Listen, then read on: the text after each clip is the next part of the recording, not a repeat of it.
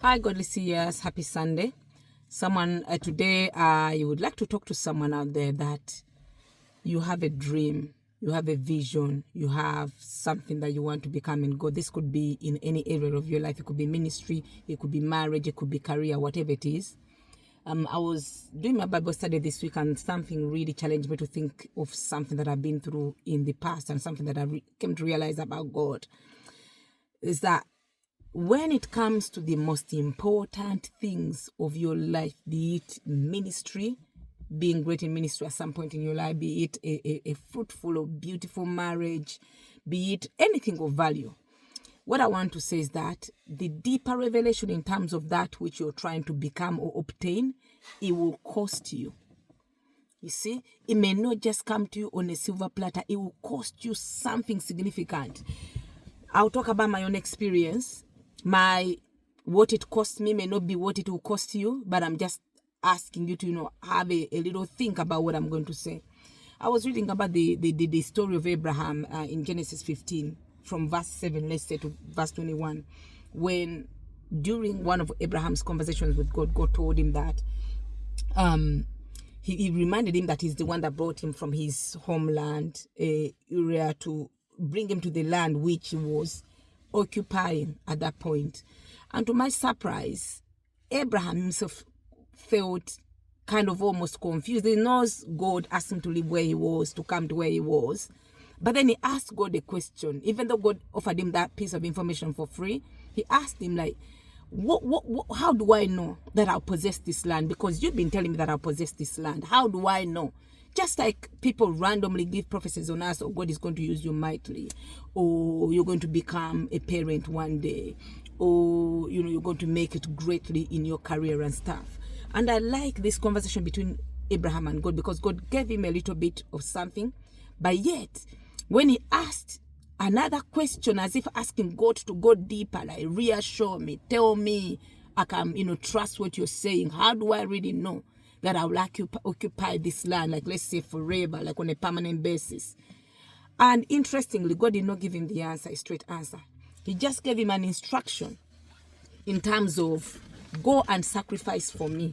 He gave him specific instructions of what he was to do, how he was to do it, in terms of go and give a sacrifice for me. Basically, what I want to tell you, the deeper revelation that you want, the vision into your future, or into this big ministry that I'm talking to you about, for me to give you deeper revelation, it will cost you something. Go and do something for me.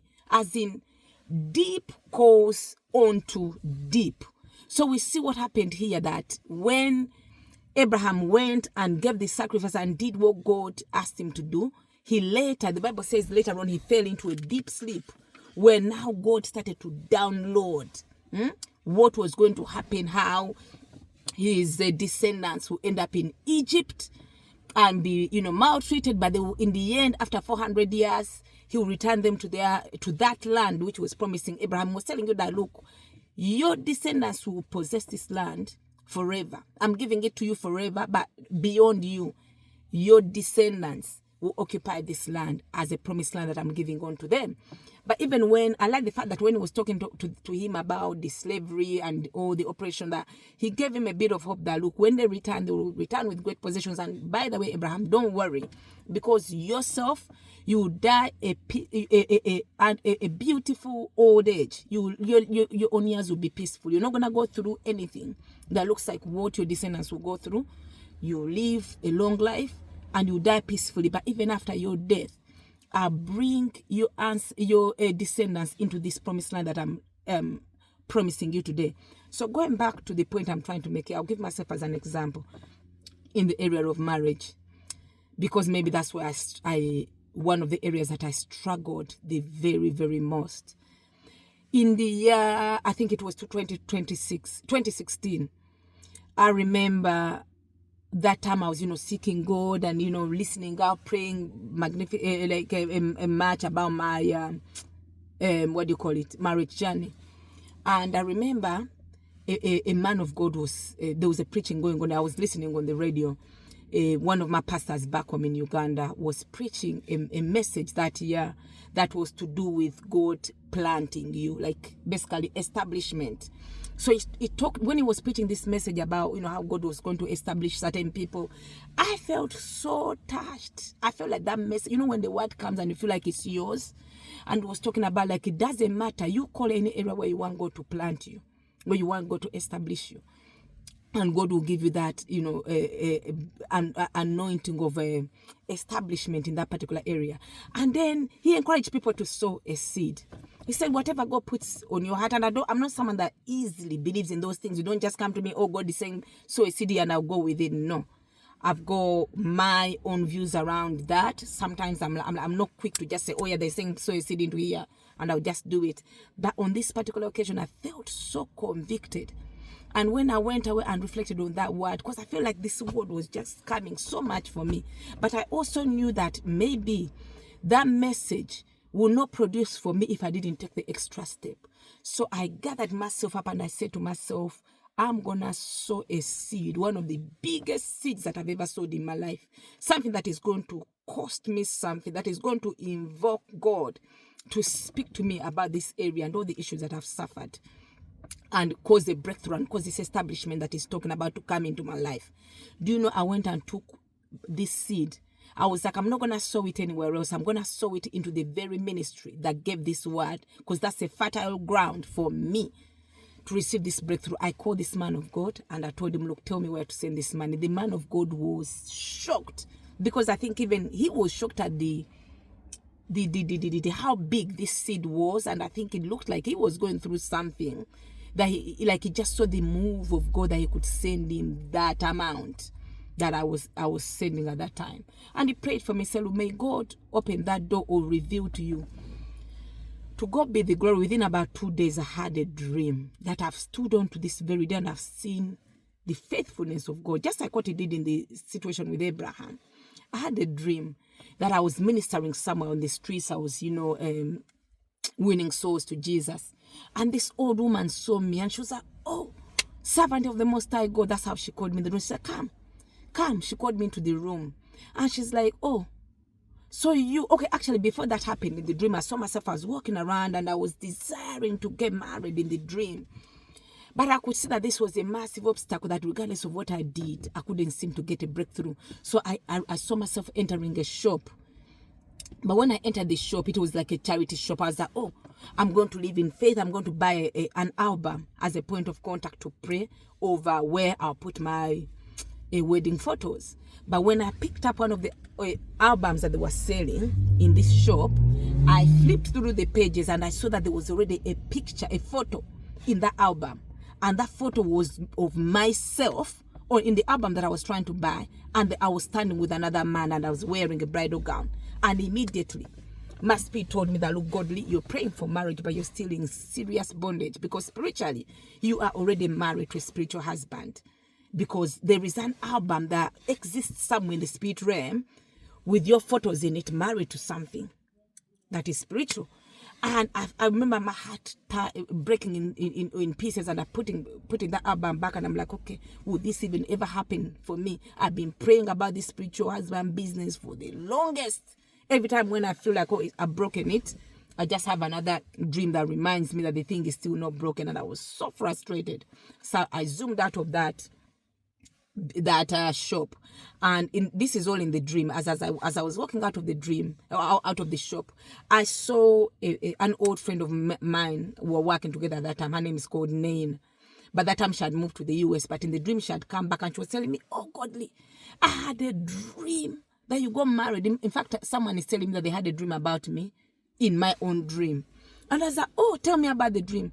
But as she was, the minute I said, tell me about the dream, my own dream changed to a point where I now saw myself serving God, ministering the gospel, like winning souls on the streets. And this old lady called me. She said, oh, you servant of the Most High God, come. She took me into a room and she was saying to me, oh, how are you serving God? How are you a servant of God and you're not married and you're still single? And she was like, oh, I've called you to tell you that God is going to do it for you. That God is going to overcome all those bondages that you couldn't break through, that spiritual husband of a stuff that you are, you're worried about. So when this lady was explaining to me, but it was as if it's still a continuation of what my old friend was telling me of the dream that she had of me. So as she was talking to me, beside this lady that was talking to me disappeared, and I saw a massive hands. The hands were so big, right appearing before me as if they were on a projector, like that. And there was a loud voice that came with his hands, and he said to me, Godly, I know you. I still have this dream written down somewhere in my dream book where I write everything. I said to me, these are my hands. Like I could see it was the Lord Jesus Christ himself speaking to me. He showed me his hands and says, do you see these hands? I need you to look at these hands very carefully. With these hands, I myself will plant you. Again, like the message that I saw into was saying, I'll use these hands to plant you myself into a marriage that nobody, no forces of hell will ever be able to uproot you out of. With these hands, I will deal with every single thing that has blocked you, and I'll plant you into a marriage myself that nothing will ever be able to uproot you out of. And as he said that, he also, I saw the Psalms 35 appearing before the screen. And I quickly woke up from the dream, and I quickly went to read what the Psalm says. So then, anyway, when I woke up out of that dream, I remember praying and saying, oh Lord, indeed that message that was preached at church is coming to pass.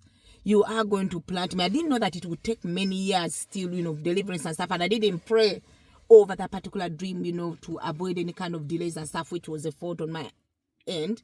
But to prove that indeed I was starting that season of God preparing me for what was to come, but also that message that came to me was so on point.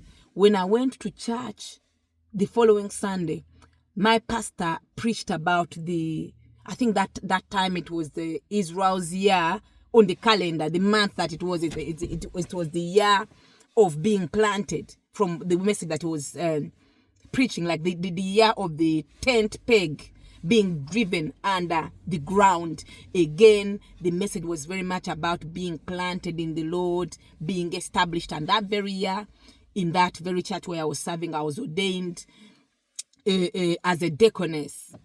So going back to what I was saying, from the dream that God gave me, from the seed that I sowed, to God giving me a revelation of what what was going to do in the area that I was completely stuck. For me, I feel like it started with doing something significant, challenging myself to something I've never done. Because yes, God will give you the revelation, but sometimes the deeper revelation that you want into the future, into what is going to do, the deeper things will cost you something. It may cost you more time in his presence for him to be able to download you, and it needs to make sure that it's releasing that onto, ready soils, onto a ready heart, that you're able to take the revelation that is, going to give you. And he revealed so many things about what will happen in that area of my life, as, time went by. But the bit that I wanted to pick out is that for the thing that you want God so much to reveal, that thing that has become a puzzle, you're going round in circles, you never know, should I go left, should I go right? Could be God is expecting you to do something that you've never done, to push yourself to a level you've maybe fast at a level you've never really fasted, maybe quieten your environment where a level that you've never been able to quieten it before, so that he's able to speak to you properly, so that when he speaks, this is information that will stay with you for years to come. It's been so many, over 5 years, but I still remember that dream like it was yesterday. And just like in Abraham's time, that God was very specific of what he would do. Even like when we see the children of Israel being instructed after they came out of Egypt to occupy the promised land, drive out the strange nations, God had already downloaded all this to Abraham, even being specific of the nations that were the different tribes and nations that were already filling up the land, the Canaanites, the Hittites, the Perizzites, because we see God mentioning all these to Abraham, that these are the natural people that are residing here today. and they are sinful people, because but their sin has not come up to a level where I need to destroy them now. You see, but it turns out that by the time 400 years later, when the children of Israel were able to now take over that land, that sin had come up to the level where God was now saying, no, do not leave any of them alive. Scatter everybody, destroy everything. And I'm thinking, yes, these guys made their mistakes by not doing that, but there was someone in the past, one of their ancestors, Abraham, that had the actual original version of what these people were like and why they needed to be destroyed and all that. So anyway, I hope you picked something out of this, and I pray that you challenge yourself to pay the price for the type of knowledge or wisdom or revelation that you're believing God for. I'll speak to you another time. Thank you very much. Bye.